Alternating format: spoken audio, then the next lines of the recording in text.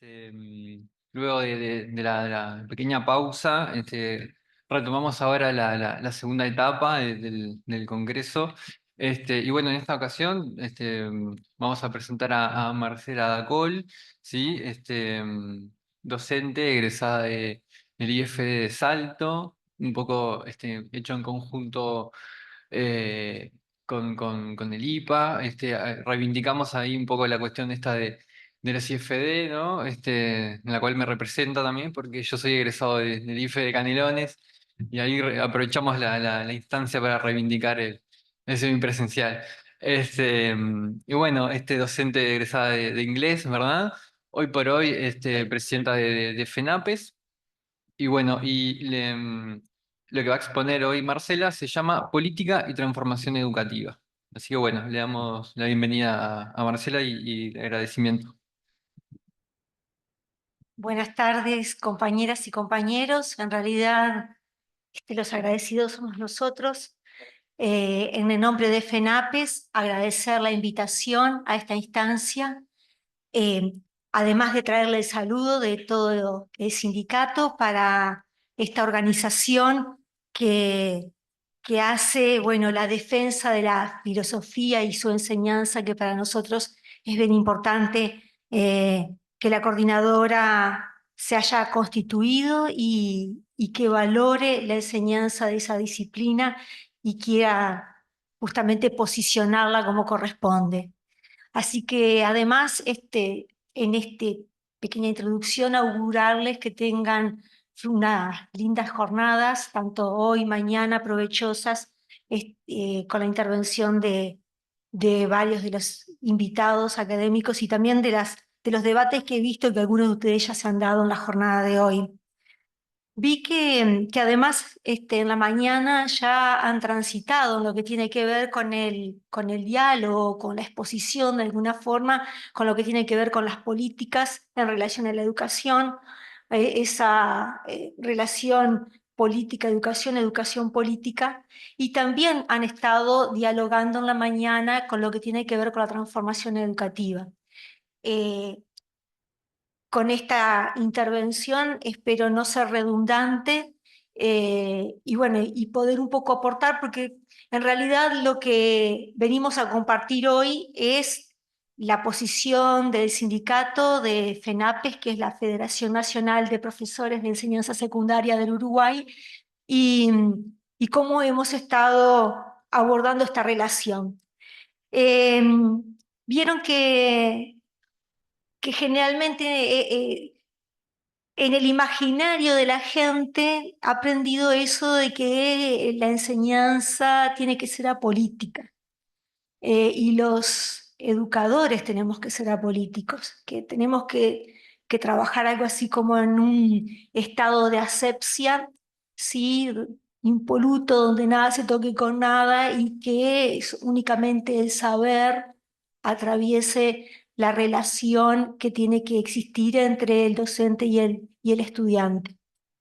Y paradójicamente, quienes más se empeñan en justamente hacer que se entienda a la política como un lugar específico al cual los demás actores que conformamos la sociedad no tenemos que acceder, son quienes saben perfectamente que no es así y son además quienes se empeñan en, desde su discurso hegemónico y dominante, sembrar esa idea. Así que nosotros nos empeñamos en lo contrario y tenemos esta situación, si se quiere, de mala prensa donde hasta somos como los beligerantes de la historia, ¿no? Eh, Mucho se habla de esa relación sindicato-política, es decir, los sindicatos o los sindicalistas o quienes militamos en los sindicatos debemos tomar posición con respecto a algunos temas que son de agenda pública y, y de la misma manera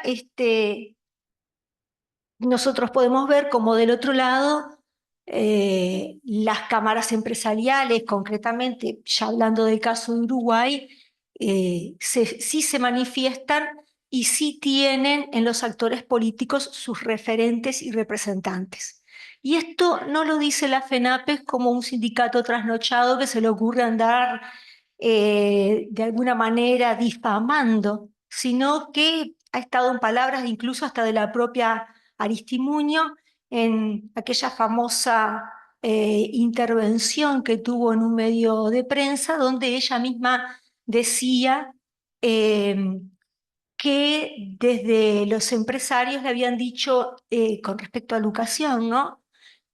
No les enseñan mucho, enseñen lo necesario que después nosotros los formamos en lo que necesitamos. Y eso lo decía Adriana Aristimuño, nada más ni nada menos que la directora de Planeamiento Educativo de la NEP. Lo asombroso, si es que en este momento algo nos puede asombrar, es con la naturalidad en que lo dicen. Porque si hay algo que tiene justamente el bloque de poder es que han naturalizado que ellos sí tienen la potestad de decidir qué se enseña, cómo se enseña, a quién se enseña, pero que los demás actores de la sociedad tenemos vedado ese derecho a poder opinar sobre qué, cómo, cuándo y a quiénes en lo que tiene que ver con educación. Nosotros somos sujetos conscientes y nos entendemos como sujetos políticos y así nos definimos. Y está, bueno, sembrado en la sociedad o tal vez esté más naturalizado de que, no sé, la vecina, el vecino, incluso algún familiar que está desprevenido ante esta propuesta, lo entienda así como lo traslada las autoridades en este caso o el bloque de poder en su totalidad. Pero nosotros tenemos otra formación, tenemos otras herramientas y tenemos la responsabilidad en tanto docentes de asumirnos en esa tarea. Igual, igualmente creo que todos tenemos en la sala de profesores algún colega que comulga, ¿no?, con el discurso dominante y que llega a decir, yo solo enseño ecuaciones, dice el profesor de matemática, conmigo la política, nada, ¿no? No tiene nada que ver con lo que yo enseño. Eh, la otra vez teníamos una charla con una profesora de educación musical, digo, hay algunas disciplinas o algunas asignaturas donde es mucho más visible, ¿no?, esa relación de poder y de qué cosas se demuestran o no. Porque como, por ejemplo, la música que se ha enseñado durante mucho tiempo es lo que se entiende por determinados sectores de la sociedad que es lo correcto o lo bueno o lo que se puede transmitir. Y por eso han estado durante tantas décadas, si no siglos, opacadas las manifestaciones culturales de tantos sectores minoritarios o incluso de nuestros antepasados y de nuestros pueblos originarios. Eh, en mi caso soy docente de inglés, lo decía el compañero, y me pasa que alguna colega dice, no, lo mío es solo enseñar los colores en inglés y el verbo to be. Pero no podemos soslayar de por qué estamos enseñando inglés. ¿Por qué es inglés la lengua dominante y la que se enseña? Porque es la que se ha instalado desde su primera fase el imperialismo británico con sus colonias de ultramar y posteriormente con la hegemonía de Estados Unidos tras la Segunda Guerra Mundial. Entonces, si no ponemos esas cosas en cuestión, quedamos convencidos que lo que nosotros enseñamos es un saber abstracto y que nada tiene que ver lo que nosotros enseñamos con política. Y sin embargo, detrás de eso está justamente la decisión de un sector que dice qué es lo que se enseña y por qué se enseña. Nosotros traíamos para compartir las resoluciones del Congreso Extraordinario de Políticas Educativas de FENAPES, que lo realizamos en noviembre del año 2022. Muchas de esas resoluciones han sido refrendadas ahora en el Congreso Ordinario que tuvimos en diciembre del 2023. Y acá, este libro que les quiero mostrar, hablábamos justamente entre nuestras resoluciones de que íbamos a asumir una actitud militante de antagonismo sin consenso. O sea, nosotros, en tanto profesores y en tanto profesores sindicalizados, asumimos que tenemos la tarea de plantearnos ante la transformación educativa de las autoridades en esta postura. Y de hecho hemos participado de lleno en la vida política de Uruguay, hemos participado y hecho campaña por el referéndum en la campaña de la LUC, de la Ley de Urgente Consideración. Hemos participado también recorriendo todas nuestras filiales del interior, los medios de comunicación, y estuvimos en la lucha en la calle, en lo que fue la lucha presupuestal para este quinquenio. Hemos estado y estamos todavía en lo que tiene que ver con el plebiscito por la reforma jubilatoria y vamos a estar formando parte de la campaña también política partidaria porque en nuestro plan de trabajo tenemos ya pensado y estamos trabajando para eso, para concretar un encuentro con los presidenciables, o sea, con los candidatos ahora tras las elecciones internas, ya candidatos y representantes de los sectores políticos para poder, bueno, presentar de alguna manera las propuestas que tenemos desde el sindicato y desde el sector de los trabajadores. Yendo por parte con cada una de estas cosas, digo, y empezando por lo más reciente, que tiene que ver con el plebiscito por la reforma de la edad jubilatoria.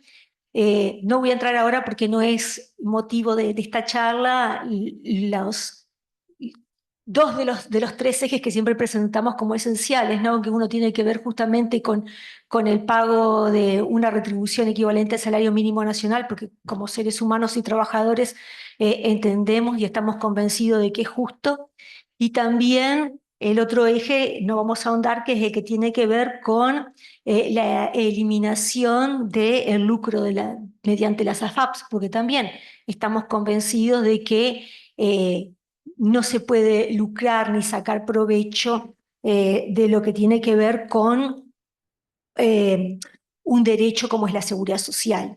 Entonces, por fuera de eso, solamente me voy a referir a un punto que nos atañe a todos, y viendo tantos jóvenes acá, que tiene que ver con la edad de retiro, ¿no? Nosotros tenemos 30 años de labor por el sistema. Después de eso, es cierto que muchos docentes solicitan la prórroga no se extiende más de los 5 años.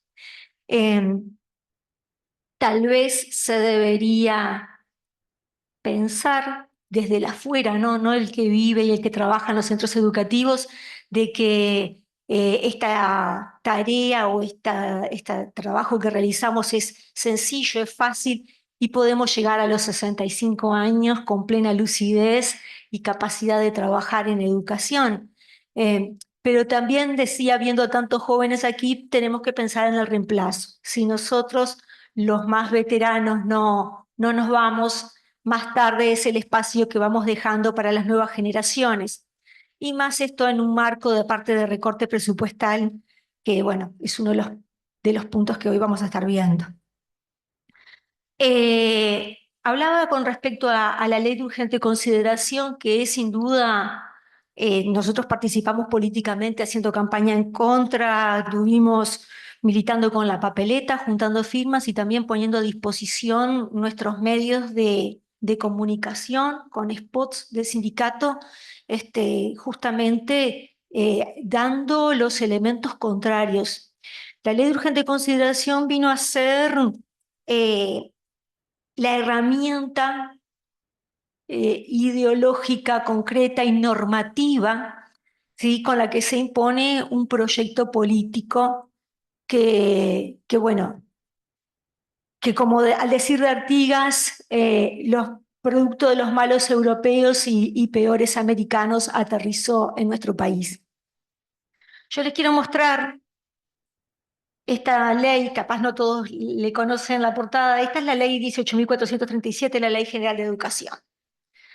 Esta ley tiene muchas falencias, o sea, nosotros fuimos muy críticos, cuando digo nosotros siempre me refiero a FENAPES, el sindicato, y también otros actores sociales con relación a la educación fuimos muy críticos en cuanto a esta ley, porque no colmó todas nuestras expectativas a la salida del primer Congreso Nacional de Educación, que fue el Congreso Julio Castro. Aún así, esta ley tiene algunos aspectos que mejoraban la ley que teníamos provisoria anterior y que estuvo durante muchos años, pero sin duda esta ley, que tiene 120 artículos, no tiene más que 120 artículos, la ley de urgente consideración le modificó 74.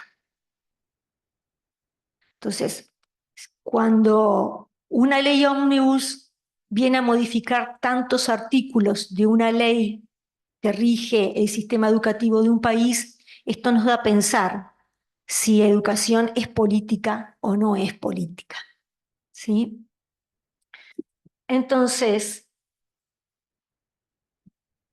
con respecto a lo que significó la ley de urgente consideración, bien, decir, tomarme el atrevimiento de leer aquí, donde no solo se excluye a la representación de los docentes de los consejos, sino que además perdemos la autonomía de la ANEP, que queda subsumida al Ministerio de Educación y Cultura. Ese es un sueño que tenían las autoridades ya desde hace mucho tiempo.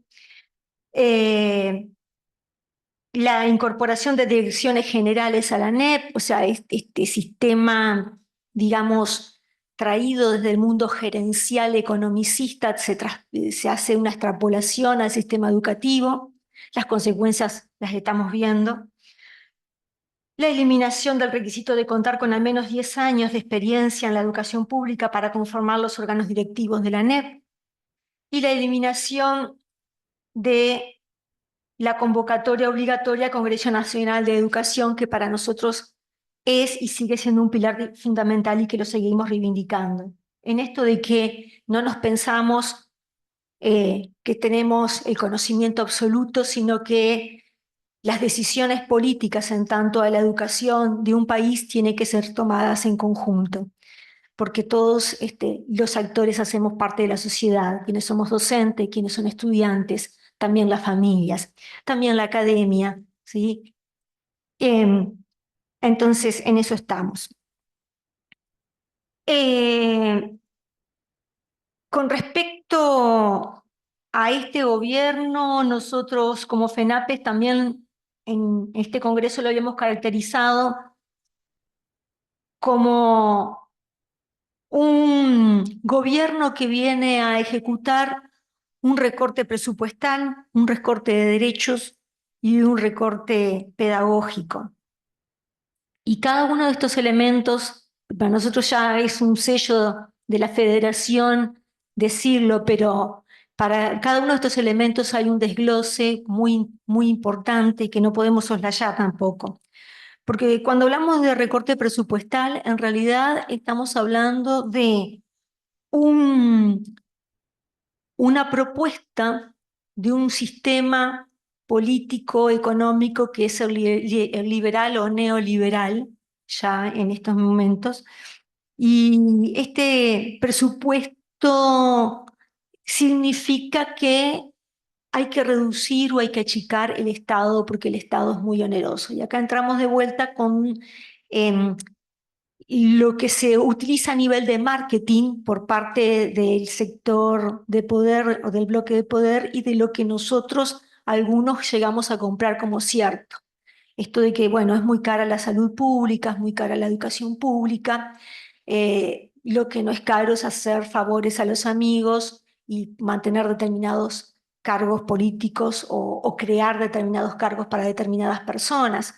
O ahora, como veíamos ayer, esta, digamos, unión de servidores privados de cable que quieren competir con Antel, algo que los compañeros de Sutel ya lo habían denunciado previamente.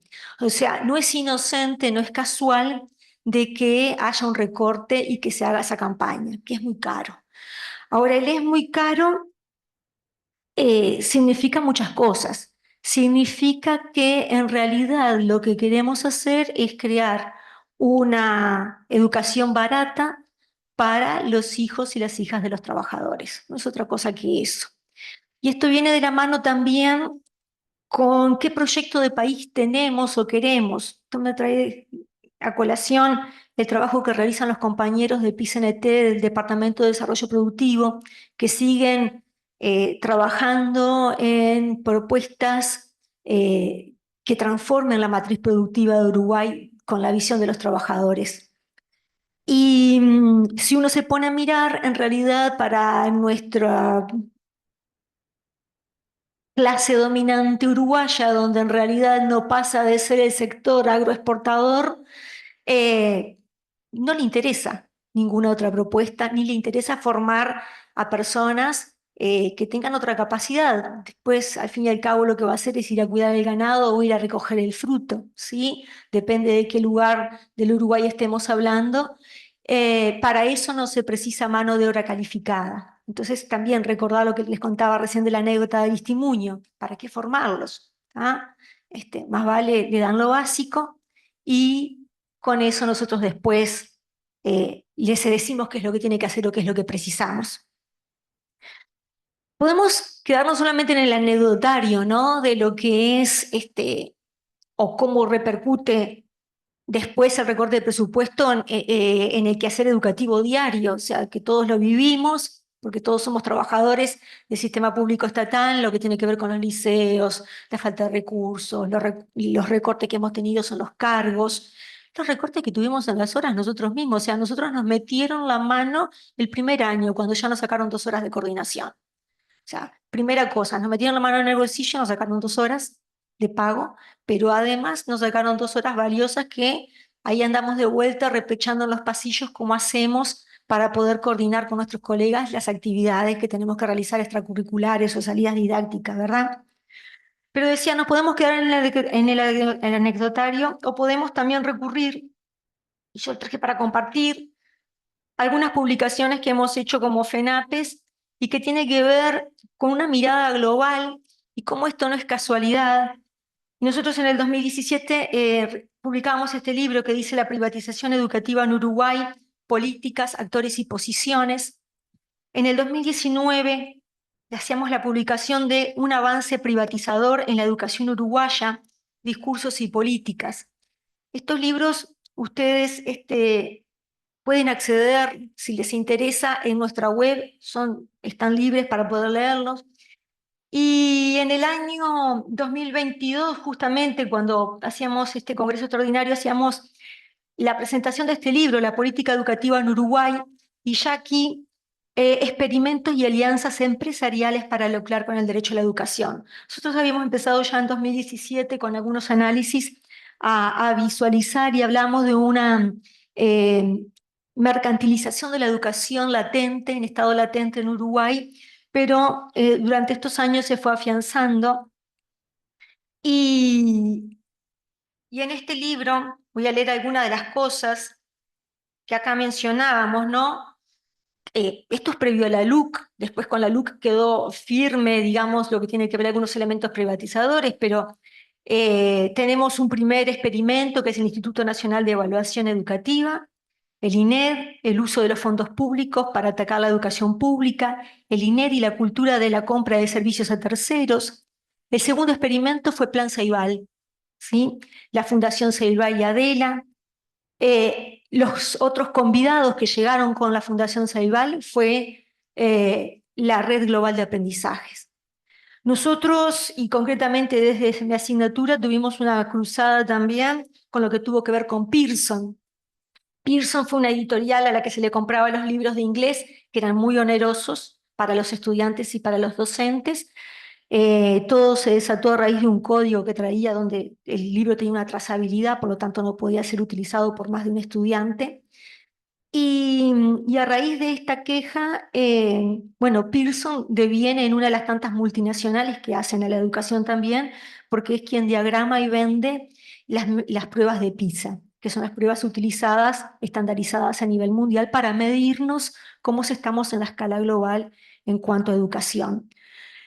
¿Por qué traigo esta colación? Bueno, porque no es inocente, porque no es antojadizo que cuando hablamos de que hay una mercantilización, que hay un mercado interesado en educación, en querer entrar ahí, intervenir ahí, no es algo que se le ocurre a algunos trasnochados uruguayos, es algo que se le ocurre, es algo que está planeado, que está planificado y que surge de grandes corporaciones internacionales que tienen mucho que hacer y que decir en cuanto a educación. Y bueno, y que ha aterrizado en muchísimos países, especialmente de los países este, tercermundistas o los países emergentes, depende de la literatura, de la terminología que se le quiera dar, porque vienen a través de la OCDE o a través de los préstamos que se adquieren a través del Banco Mundial o el Banco Interamericano para los países. Esto trae a colación, ¿no?, esta otra situación que tenemos de, bueno, una cosa es el gobierno, otra cosa es el poder, ¿sí? Durante los gobiernos progresistas nosotros podemos decir que el campo popular pudo acceder de alguna forma al gobierno, pero sin embargo no se tuvo poder en cuanto a educación y nosotros como FENAPES resistimos el archivo, fuimos muy firmes y muy contestatarios en muchos de los vínculos que se daban y las decisiones que se tomaban en el ámbito político y que repercutían directamente en la educación. Otros libros, y esto yo les voy a dejar, que ha publicado el OLPE, que el OLPE es el Observatorio Latinoamericano para Políticas Educativas. Nosotros participamos con ellos a través de la Internacional de la Educación. Lo dejo porque tiene el código QR. Entonces, en estos libros también ustedes pueden acceder, que son las alianzas público-privadas en educación, instrumentos ideológicos para un continuo del control privado sobre lo público, una mirada sindical y latinoamericana sobre las recomendaciones de la OCDE en la educación, y este otro que habla de 5 reformas permanentes del neoliberalismo para desmantelar el sistema educativo y las condiciones de trabajo en educación. Estos son estudios de cómo se han plasmado estos proyectos en diferentes países.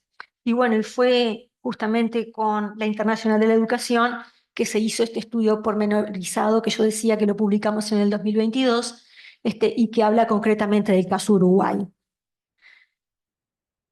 Aquí van a encontrar ustedes convenios, tratados, acuerdos. A todo esto, yo decía, este gobierno vino a traer un recorte presupuestal, un recorte de derechos. Creo que todos aquí, más o menos, y bueno, y quienes no, rápidamente comento, la situación de persecución que sufrimos todos los sindicatos a raíz de la ley de urgente consideración. La sociedad toda, digo, porque en realidad todos estamos bajo sospecha. ¿Se acuerdan eso de apariencia delictiva? Un poco nos olvidamos, pero sigue presente la apariencia delictiva. Y que hizo foco concretamente en nuestro sindicato. Nosotros fuimos uno de los primeros sindicatos atacados. Nos pasó con los compañeros de San José, que estuvieron durante varios meses, durante un sumario administrativo, retirado de sus lugares de trabajo, con retención de salarios, inculpados de hacer proselitismo. Todas estas cosas se hacen de antesala de otra cosa, ¿no? Porque como fue la antesala también de un proyecto de ley sobre laicidad. Esto también me recuerda ahora, hace poco, cuando surge esto sobre la difamación de un político, ¿no?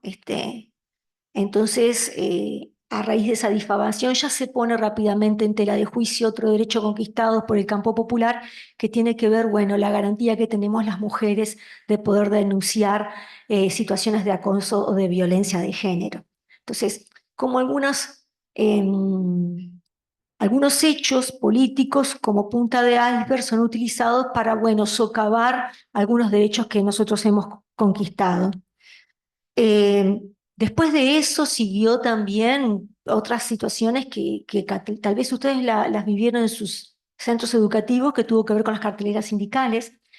con la colocación de cartelería fuera del centro sindical, tuvo que ver también con lo que nosotros llamamos el circo político que se montó en Parlamento, donde, bueno, el Parlamento uruguayo no tiene potestades para analizar la conducta de los sindicatos y sin embargo se armó allí no solamente un circo parlamentario, sino que se formó una comisión investigadora que derivó en que se votara, porque obviamente el gobierno tiene sus mayorías, en que eso pasara a la órbita judicial. O sea que nuestro sindicato está, entre otras cosas, judicializado también por eso, porque, bueno, estamos acusados del uso de licencia sindical según algunos actores políticos, representantes de lo que se llama la coalición de poder, eh, por abuso de esa figura que en realidad es un derecho que tenemos las trabajadoras y los trabajadores para poder militar. Después de este breve reconto, que ya a esta altura para nosotros es como que moneda corriente, pero que quería compartirlo con ustedes, también está el recorte pedagógico, que no es menor y que sé que nosotros sufrimos también más directamente en nuestras aulas y en la relación que damos en cuanto a estudiante, conocimiento, docente, ¿no? En esa tríada. Yo me voy a permitir a leer aquí, porque lo hemos trabajado en este congreso, cuando Gramsci dice: la clase dominante ejerce su poder no solo por medio de la coacción, sino además porque logra imponer su visión del mundo, una filosofía, una moral, costumbres, un sentido común que favorecen al reconocimiento de su dominación por las clases dominadas. Nosotros traíamos a colación este extracto de Gramsci porque veíamos justamente cómo la ley de urgente consideración abre una injerencia donde quedamos los actores que hacemos a la educación, no solamente quienes participamos sindicalmente, sino todo el gremio docente, porque no debemos olvidar que las asambleas técnico-docentes fueron también ignoradas en cada uno de sus pronunciamientos, a tal punto que se dilataba en el caso de secundaria las convocatorias a las asambleas, a tal punto de que la dirección general no recibía a los miembros de la mesa para tomar conocimiento de las resoluciones, a tal punto que no se tomaba en consideración ni era elemento de diálogo ninguna de las propuestas del cuerpo docente. Allí hay realmente una discrecionalidad en cuanto a los contenidos, en cuanto a la bibliografía recomendada, y en cuanto a los lineamientos metodológicos, a tal punto que un poco para poner, ¿no?, negro sobre blanco estas cosas que estoy mencionando. Este, no les voy a contar a ustedes que son docentes de filosofía lo que pasó con filosofía y la transformación, que no es solamente el título, sino también de contenidos. Lo que ha pasado con algunas asignaturas, por ejemplo, donde se ha barrido rápidamente determinados contenidos, donde se quiere tergiversar la historia. Además, recordemos que es un elemento de disputa también el hecho de que hoy ya no se mencione lo que tiene que ver con los hechos de nuestra última periodo dictatorial cívico-militar, donde además se ha eliminado o se pretende eliminar todo concepto que tenga que ver con terrorismo de Estado, y se quiera volver sobre la teoría de los dos demonios. De todo esto no es inocente, es esta relación justamente que hablábamos más temprano, ¿no?, de la política en cuanto a la educación. O sea, qué cosas el bloque de poder quiere transmitir. Y bueno, también ni hablar de lo que tiene que ver con alguna bibliografía, en caso de historia, no sé si les ha pasado a ustedes en su asignatura, donde se ha sustituido a algunos autores referentes y se ha traído como lectura recomendada a algún terraplanista, así hablando mal y pronto, que trae sus propias ideas de cómo concebir el mundo. Nosotros decíamos que, porque no sé cuánto tiempo tengo para hablar y yo estoy hablando, decía que íbamos a entrar también de lleno en lo que tiene que ver con la batalla cultural eh, por la disputa de la educación ahora en esta campaña política. Y ahí vamos a participar justamente con este documento, ¿sí? Con documento de políticas educativas, porque nosotros acá vamos a rescatar principios rectores de los cuales no vamos a retroceder ni un ápice. Nosotros desde hace muchos años, como FENAPES, pero también el gremio docente, porque lo han reivindicado las asambleas técnico-docentes, hablamos de autonomía y cogobierno. Cuando hablamos de autonomía y cogobierno, que a veces es difícil explicarle al vecino o al familiar, todos tenemos la familia que no nos entiende, estamos hablando de la educación como política de Estado y no de la educación que sigue los lineamientos internacionales de las grandes corporaciones y que además va cambiando porque cada cual quiere poner su sello. Vaya si nosotros venimos recién de una experiencia donde un candidato político de determinado sector hizo uso y abuso de su lugar para justamente hacer su campaña política. Por esto de que todos quieren ser refundadores y todos quieren ser el José Pedro Varela de la educación en Uruguay. Otra cosa de la que nosotros no, seguimos reivindicando y no nos vamos a bajar es el presupuesto necesario para que la educación pública estatal pueda funcionar.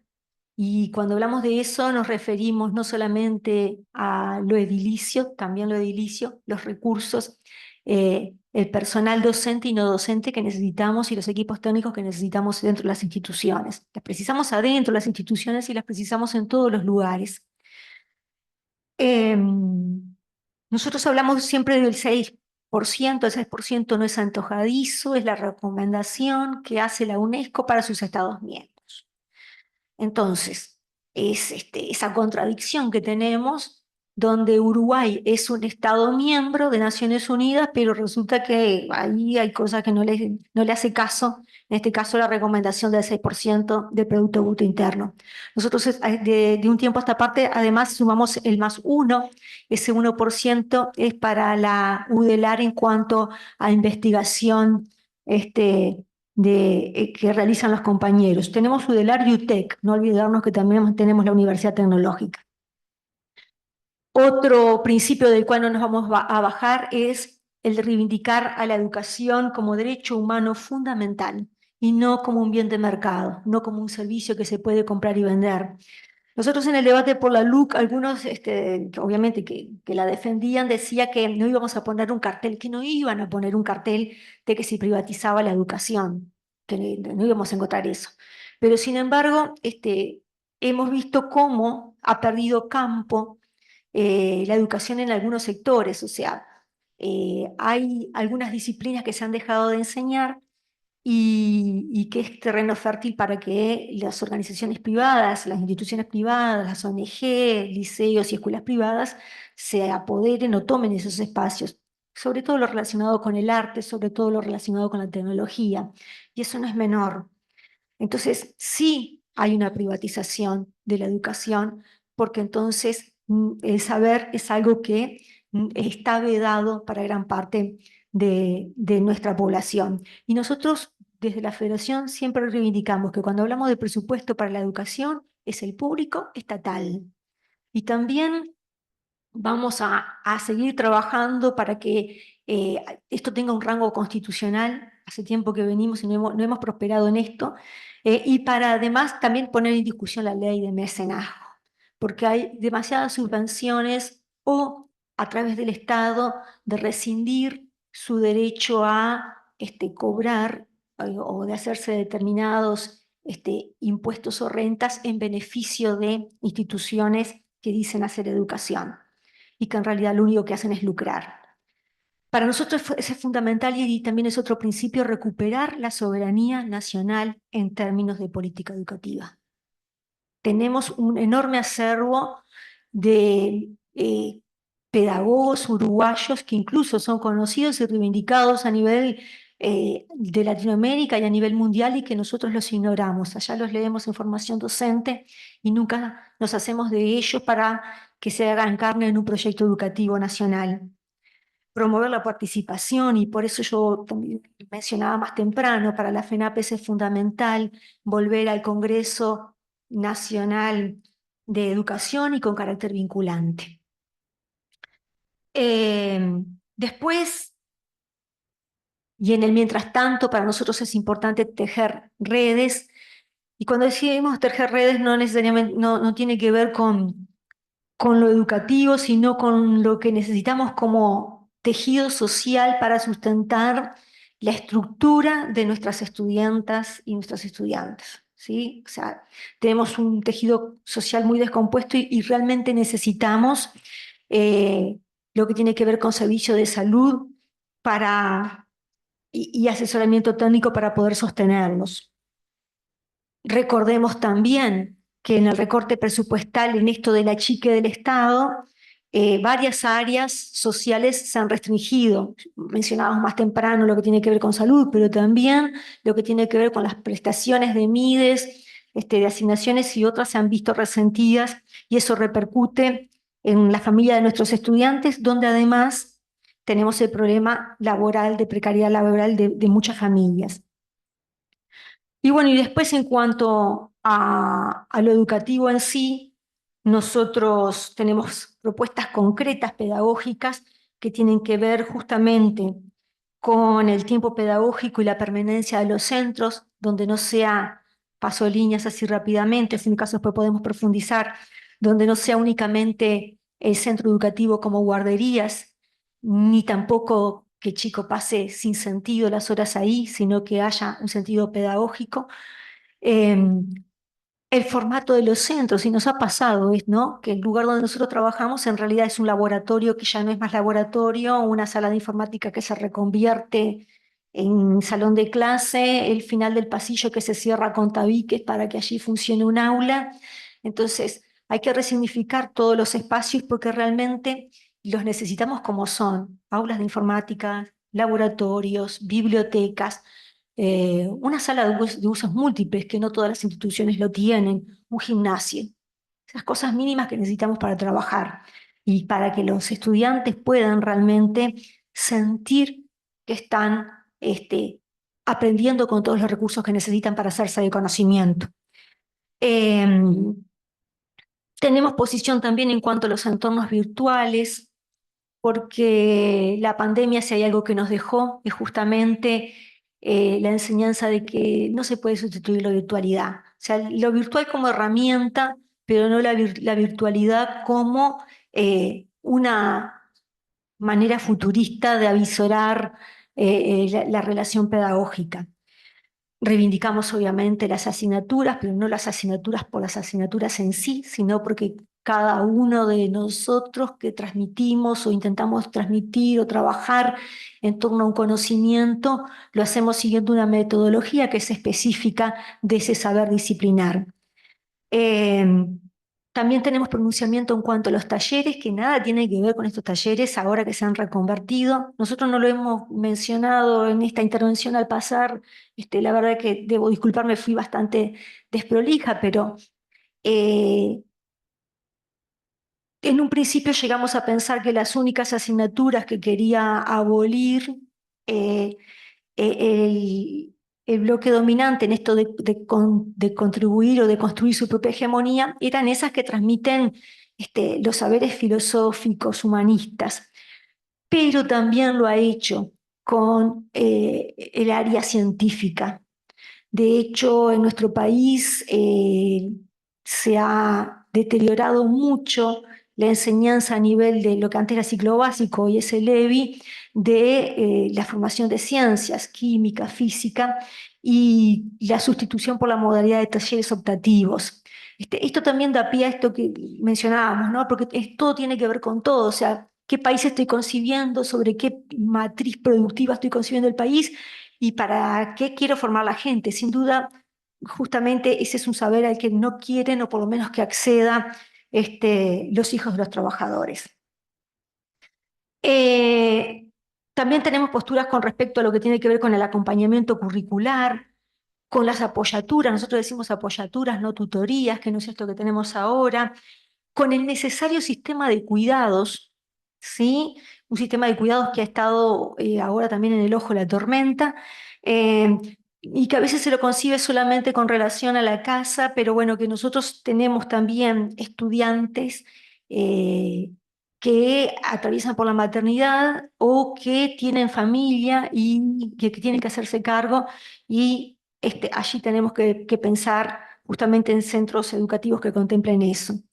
Eh, y bueno, obviamente otro eje que para nosotros es fundamental es el que tiene que ver estrictamente con la carrera funcional, este, que, que no es menor porque como sindicato defendemos el derecho de los trabajadores y la formación de los profesores y las profesoras y su derecho a la estabilidad laboral dentro del sistema educativo. Bueno, un poco los elementos que tenía para compartir, eh, que tiene que ver justamente tratar de poner en juego, en interrelación o en diálogo esto de, bueno, política y transformación educativa.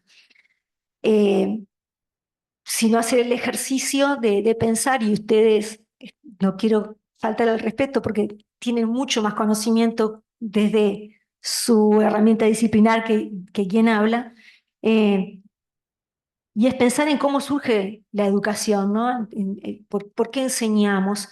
Porque en realidad nunca fue la dádiva de alguien generoso que dijo vamos a darles a todos la oportunidad de leer y escribir, sino que tenía un fondo en sí, un trasfondo de, bueno, de formar ciudadanos que pudieran convivir.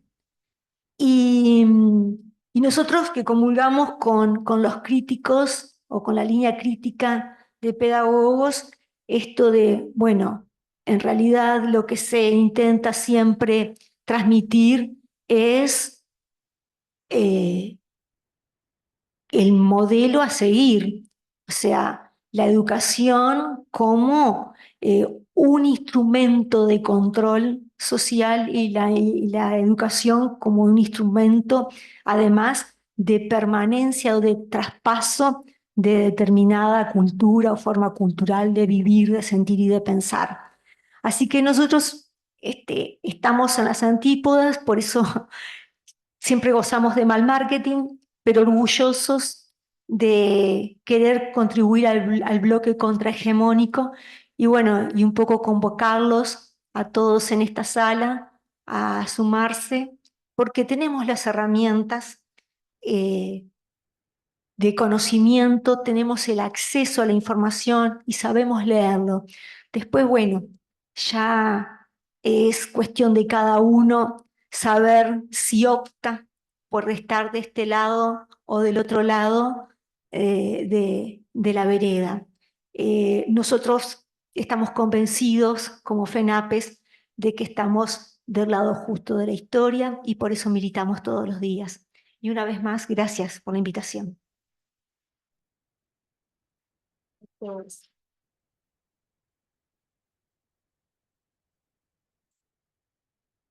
Bueno, y a partir de ahora abrimos el espacio de preguntas, apreciaciones, dudas, etcétera. Allá tenemos a Alma.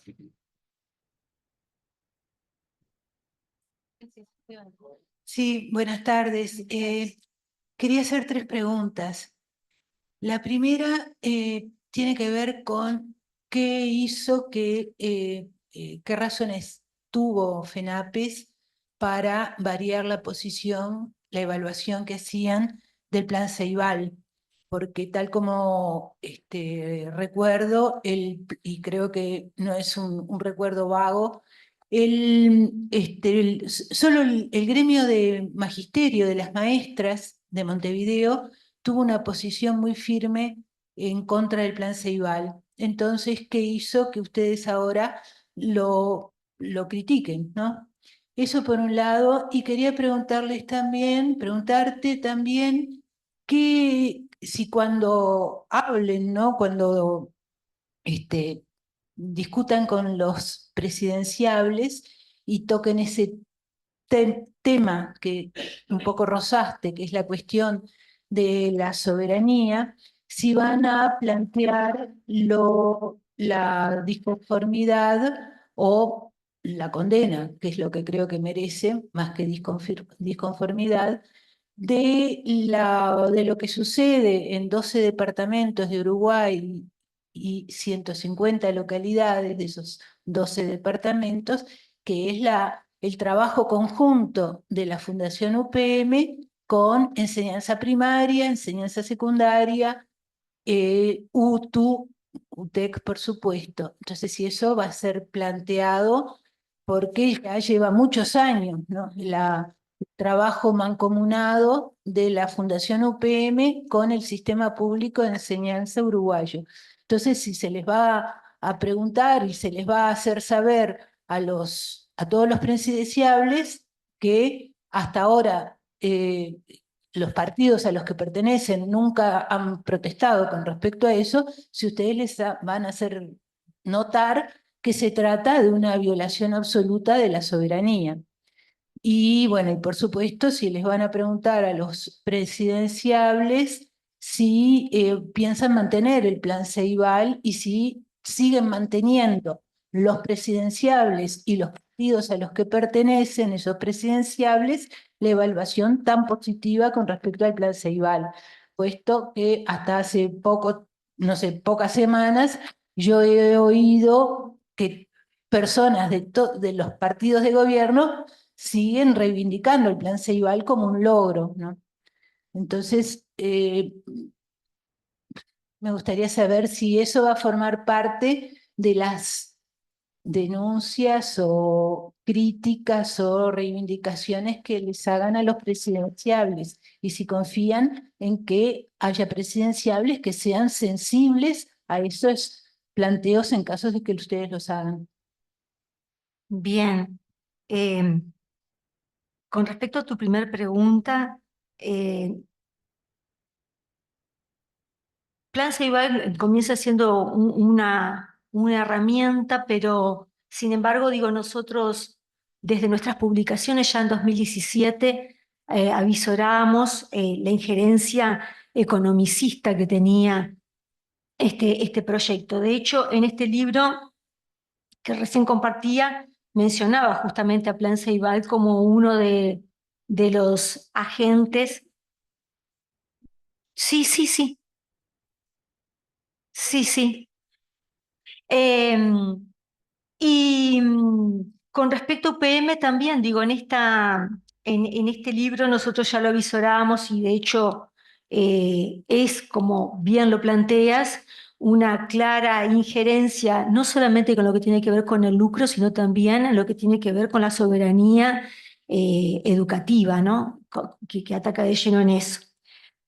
Con respecto a lo que vamos a plantear, sí vamos a estar en la reunión, incluso van a estar, si quieren, invitados, convocados, porque va a ser una jornada abierta donde vamos a convocar a todos los presidenciables, esperemos que se hagan presentes, para justamente trasladarle estas cuestiones. Y además de estos planteos concretos que recién mencionaba, nosotros tenemos recomendaciones son 50 recomendaciones en realidad concretas que ha hecho Naciones Unidas a sus Estados miembros con respecto a educación. Los compañeros que trabajan en política educativa, o sea, que militan en la Comisión de Política Educativa, estaban viendo me rectifico, perdón, la Secretaría estaban viendo justamente y leyendo estas recomendaciones porque no todas son extrapolables al caso Uruguay, pero esas también van a estar sobre la mesa, ya que Uruguay, como decíamos hoy, es Estado parte, debería seguir alguna de ellas. Después, en cuanto a tu planteo final de si confiamos que algún presidenciable lo tome, y ahí no sabría decirte, quien habla no pone las manos en el fuego por ninguno, este, pero sin duda la idea es, o la propuesta original es justamente trasladar estos planteos. No sé si hay alguna pregunta más. Ya. Hola, bueno, felicito primero que nada a FENAPES en esta instancia, en este encuentro. Para nosotros la coordinadora era muy importante que agentes de la acción histórica de resistencia estuvieran presentes y bueno, me congratulo de eso. Y al mismo tiempo extiendo una invitación a un proyecto posible a partir de una presentación que hizo un colega, Mauricio Langón, hace 2 horas, de constituir grupos de trabajo en torno a 3 ejes. Uno de ellos era la revisión de la ley de educación. El segundo era la lucha y el estudio en torno al estado de situación y eventual concreción de la Universidad de la Educación, y el tercero era un grupo de trabajo en la línea de filosofizar la educación. Para decirlo en pocas palabras, pero tiene que ver más específicamente con el trabajo en filosofía en toda la educación. La invitación concreta es no para que la resuelvas tú, obviamente como parte de un colectivo, pero sí para que la hagas llegar a qué disponibilidad habría para formar parte, ya que nos sentimos, o por lo menos desde la coordinadora hablando y por lo que acabas de decir, como parte del otro lado a estos modelos educativos en vigencia y en virulencia en toda América Latina y en el mundo, de formar parte de esos grupos de trabajo con vistas a fines bien concretos, como llegar con un proyecto alternativo al Parlamento y a los decididores, digamos, de política educativa en el orden jurídico, y a luchar juntos desde una supercoordinadora en pos de la educación desde otra transformación posible. Gracias. Bien, gracias. Recojo el guante, lo trasladamos a los compañeros de sindicato, obvio que sí. Ya les quiero adelantar que en cuanto a la revisión de ley de educación, tenemos algunas voces, hemos estado comentando, no lo hemos todavía plasmado, no hay ningún. Tenemos una Asamblea General de Delegados ahora este mes, pero no ha sido todavía cristalizado ninguna resolución, pero sí estamos pensando que en vista de, obviamente, volver atrás con la LUC, eh, creo que en eso tenemos consenso, ¿no? La mayoría, de que hay que revertirlo. Algunos de nosotros pensamos si no tenemos que apretar un poquito más el acelerador a fondo y por esta ley, o sea, no es sacar la LUC y volver a la 1847, sino darle un poquito más y realmente poder plasmar algunas de esas reivindicaciones que de hecho el campo popular produjo masivamente en el primer Congreso de Educación. Hay mucho aporte, mucha bibliografía que no fue tomada, así que hay algunas voces que justamente estamos proponiendo ir un poquito más. Así que es muy probable que en este primer grupo de trabajo de revisión de la ley de educación, FENAPES se sume, lo anticipo. ¿Tá? Pero le traslado todo el planteo a los compañeros y a las compañeras. Hola Marcela, ¿qué tal? ¿Sabés qué? Te quería preguntar porque no me quedó muy claro en el punto en donde tú dijiste que como estados asociados de la ONU y de la UNESCO en particular, deberíamos llevar algunas de sus recomendaciones, cuando en realidad, según lo que yo recuerdo haber escuchado mismo de algunos de los encuentros que hicimos con la Internacional de la Educación en FENAPES, se nos comentaba cómo, y se estaba documentado incluso, cómo, por ejemplo, la UNESCO, como, bueno, un socio político de estas transformaciones educativas que se producen a nivel global, habían sido expulsados todos aquellos funcionarios que no adherían con los nuevos mandatos hegemónicos y que por lo tanto la UNESCO había quedado totalmente siendo parte de esta organización mercantilizadora de la educación. No sé cuál es en este momento la postura que se podría llevar frente a los presidenciables, por ejemplo, con respecto a si debemos seguir obedeciendo, porque sabemos que tanto la UNESCO como la ONU adhieren totalmente a todos los proyectos, por ejemplo, las agendas 2030, como lo fueron otras anteriormente, a lo que mandatan, ¿no? A la mercantilización.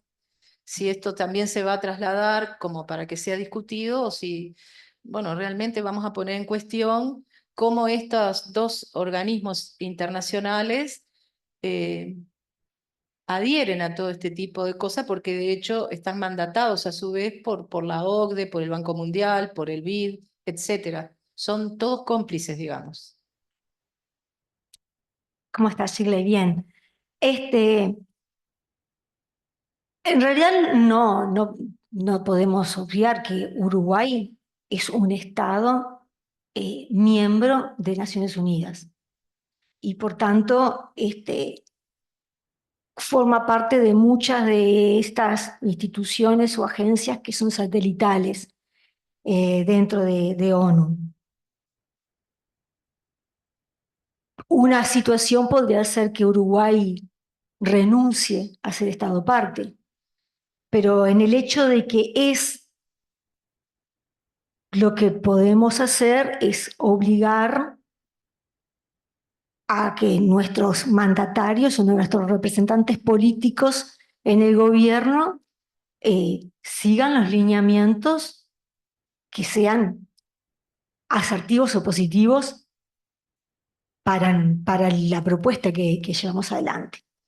Y en esto además tiene que ver mucho también la correlación de fuerzas, ¿no? Que nosotros siempre decimos, que también pasa en la OIT que es la Organización Internacional del Trabajo. En realidad la OIT también, digo, se conforma con representantes de los trabajadores, representantes de los empresarios y representantes del gobierno. Y ahí la balanza se va inclinando siempre de acuerdo a cómo se dé la correlación de poder. Yo no tengo la varita mágica para saber qué o para decir qué va a suceder aquí. Bueno, hechas las extendidas las invitaciones, cerramos por acá un post.